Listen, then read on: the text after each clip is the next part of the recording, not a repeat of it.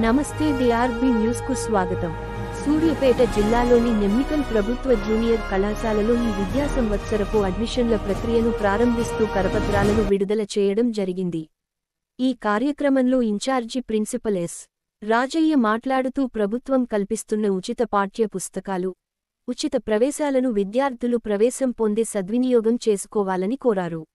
ఈ కార్యక్రమంలో అధ్యాపకులు జాన్ పాషా, జి వెంకటేశ్వర్లు, జనార్దన్ రెడ్డి, లక్ష్మయ్య, నాగార్జున, అశోక్, దశరథ, మహేష్, సునీత, అంజయ్య, శ్రీధర్, సరిత మరియు బోధనేతర సిబ్బంది శంకర్ ప్రసాద్, నాగరాజులు పాల్గొన్నారు.